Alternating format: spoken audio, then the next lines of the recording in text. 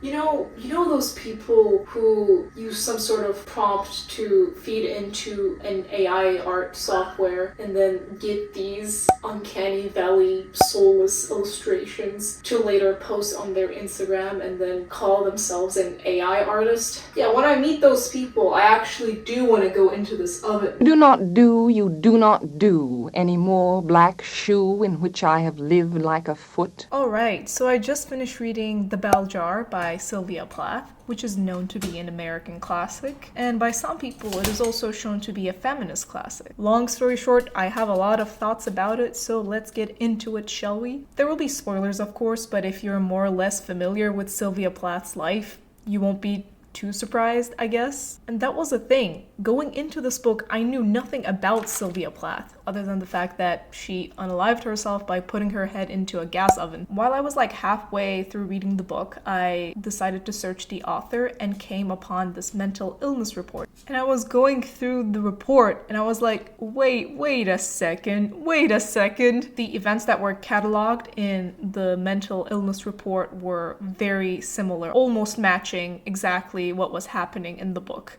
which made me even more intrigued. It was then that I discovered that The Bell Jar is a semi-autobiographical novel. It's not fun and games anymore. The Bell Jar is about Esther Greenwood, a brilliant, beautiful, enormously talented and successful middle-class college student who works at a prestigious company as an editor, with a grant provided by her school as a summer job in New York. After an incident of sexual assault in the summer, and after she finds out that she hasn't been selected for a writing course in Harvard that she wanted, Esther goes through a nervous breakdown leading her to her mental illness. She makes a few attempts on her life, which eventually ends up leading her into an asylum. The thing I like most about this book is the prose. I will get the criticisms in a moment, don't worry, but no one can deny that this woman, Sylvia Plath, is a brilliant writer with a prolific prose. It's not just very flowery and abstract, but also can relate to the deeper levels of you, which I really like. She really knows how to set the tone and make you feel exactly in the way that she intends. But the thing that was the most impressive, but also kind of disturbing, was how realistic her thought process was. It is not this manic-induced craze. It doesn't feel like you're reading through the thoughts of a mentally ill person, but more so of a very elaborate and prolific person who has great awareness about what she's feeling. Her thought process is actually so rational at times that I feel uneasy.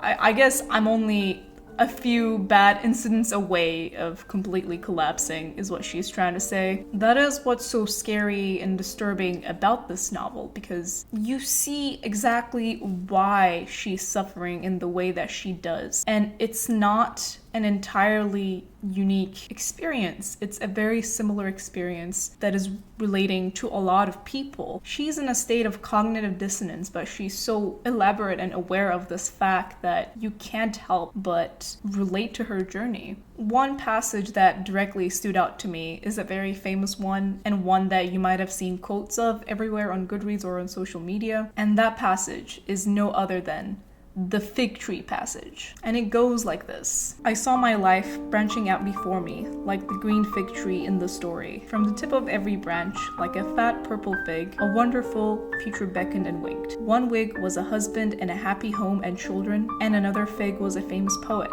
And another fig was a brilliant professor, and another fig was E.G., the amazing editor, and another fig was Europe and Africa and South America, and another fig was Constantine and Socrates and Attila, and a pack of lovers with queer names and offbeat professions, and another fig was an Olympic lady crew champion, and beyond and above these figs were many more figs I couldn't quite make out. I saw myself sitting in the crotch of the fig tree, starving to death, just because I couldn't make up my mind which of the figs I would choose. I wanted each and every one of them, but choosing one meant losing all the rest. And as I sat there, unable to decide, the figs began to wrinkle and go black, and one by one they plopped to the ground at my feet. Oh my goodness. Just this one passage made me relate more to this author than some authors manage to do in the course of a series or in the course of their lifetime. The fig tree analogy is interesting because although it can apply to anyone, it holds a special place, especially for women. The fact of the matter is that everyone has to make some sort of choice and some sort of sacrifice at the crossroads of their lives. But some of these sacrifices are much more obvious for women, and especially the woman living at the time this book was published. The 1950s, man. We're talking about 1950s. A man from this time could marry, could have children,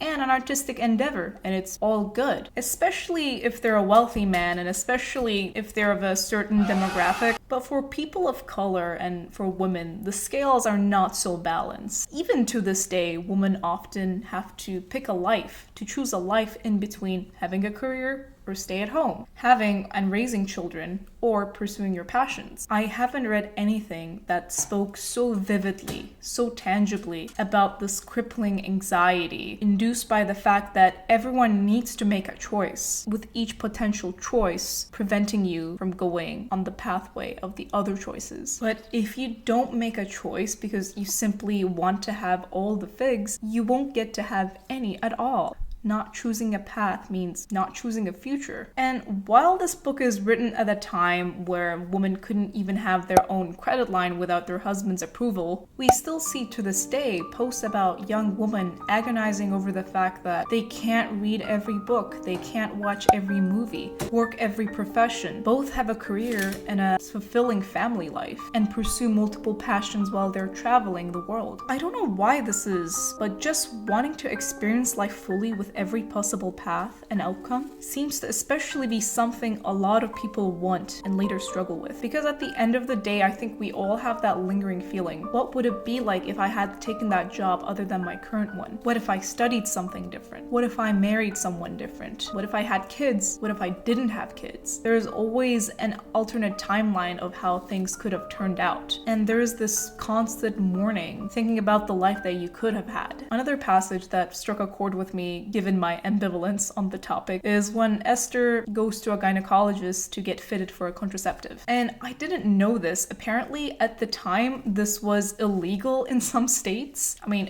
I guess it's not really wild thinking about the current law and order we have about women's bodies and abortion rights. And at the doctor's office, Esther ruminates about how doing this, getting a contraceptive device, will essentially be her key to freedom. Even the money that she's using to get this contraceptive is from her patron that's supposed to be supporting her in her studies, and this woman has no idea that Esther wants to sleep around. Since she knows her patron would never approve of it because of the purity culture at the time, she just doesn't tell her. And at the gynecologist's office, she sees all the women pregnant with babies and the woman with babies around them. And this is the passage. Whether she knew it or not, Philomena Genie was buying my freedom. What I hate is the thought of being under a man's thumb, I had told Dr. Nolan. A man doesn't have a worry in the world, while I've got a baby hanging over my head like a big stick to keep me in line. I leafed nervously through an issue of Baby Talk. The fat, bright faces of babies beamed up at me, page after page. Bald babies, chocolate-colored babies.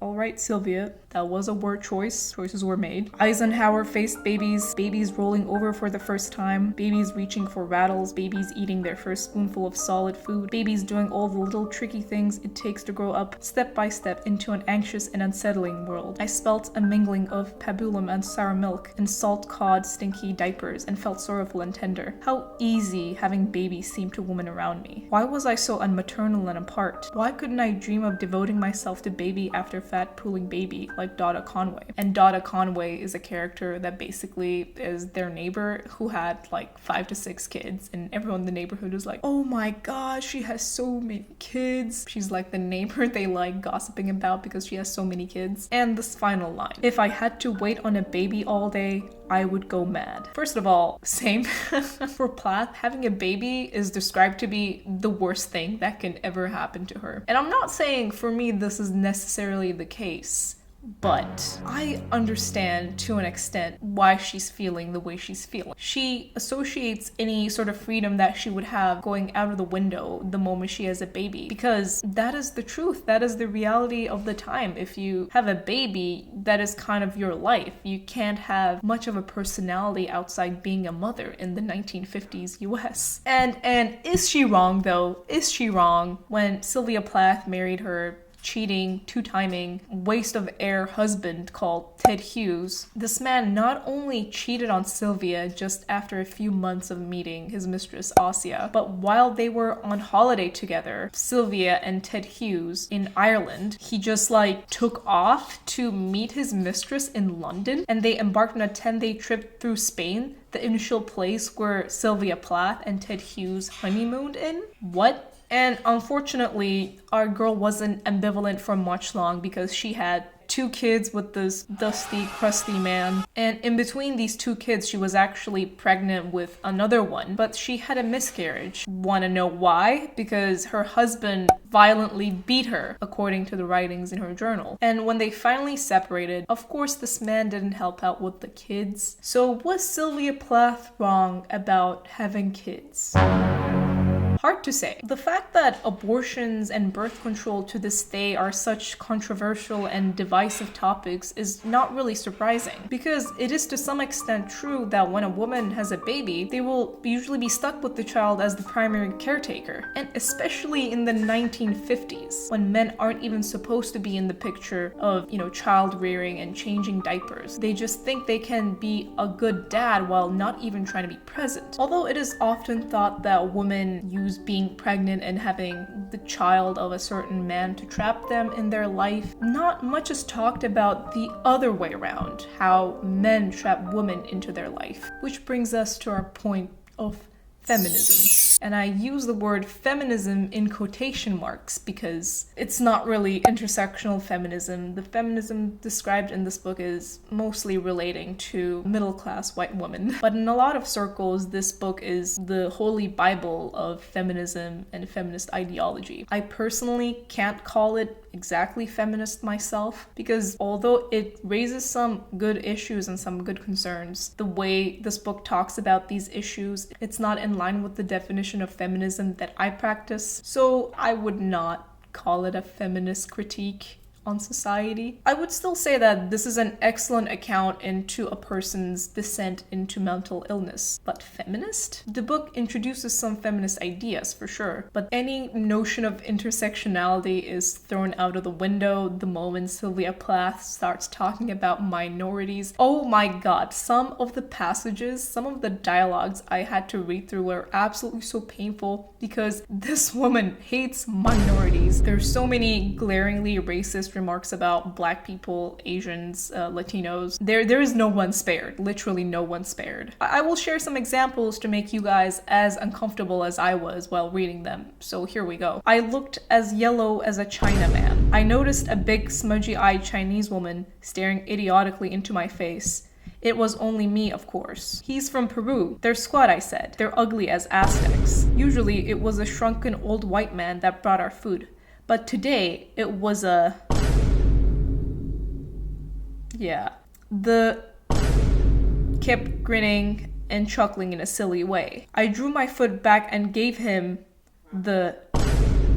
a sharp hard kick on the calf of his leg. Even with the racist remarks though, I would say this book is a product of its time. So I'm not gonna go too hard on it. And I'm not using these passages in a way to discount or invalidate what Sylvia went through in her life, because it clearly seems like she was let down by numerous people. From the doctors that would gaslight her into thinking she would be fine while they were gonna put her into electroshock therapy. I cannot imagine how painful being electrocuted is. And your doctor doesn't even tell you the amount of medical gaslighting this woman endures. By God. Another criticism I can make is that a lot of Esther's friends are portrayed to be very cartoony. Apparently, Plath explained this, saying that this was on purpose and in line with the overall message in the book, that when someone is mentally unwell, they see everything in a sort of distorted manner. It's like you have a pessimistic,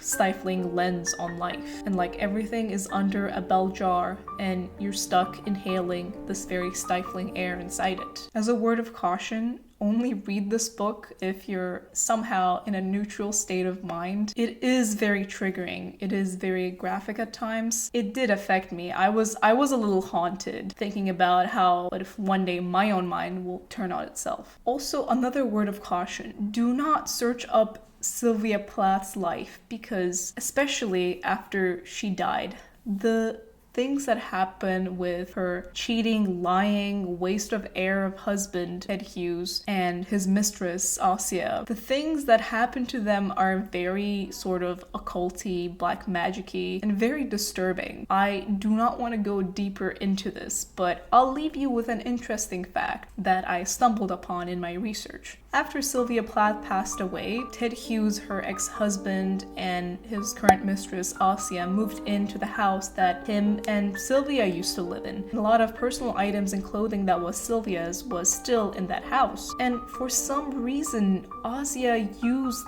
the comb that Sylvia used to use and wore her clothing, which is very eerie and disturbing. Girl, why are you wearing your husband's dead wife's clothes? And a few years later, Asia, the mistress, unalives herself and her children in a kind of similar way. I don't know what happened.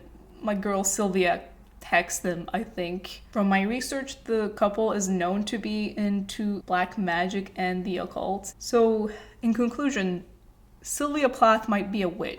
So overall, I thought this was a very intriguing read. It is definitely a classic that I think everyone should read, but you should read it when you're in a good mood, not when you're in a bad mood, okay? The more I research Sylvia Plath's life, the more I find it very fascinatingly dark. Now, I get it. I get the hype surrounding Sylvia Plath, and I get the hype around the oven. The book introduces some feminist ideas, but they only seem to apply to middle-class white women, and there are a lot of racist remarks in the entirety of the book, which takes away from actually making an intersectional comment or critique on inequality within society. Oh, sounds like my pizza's ready.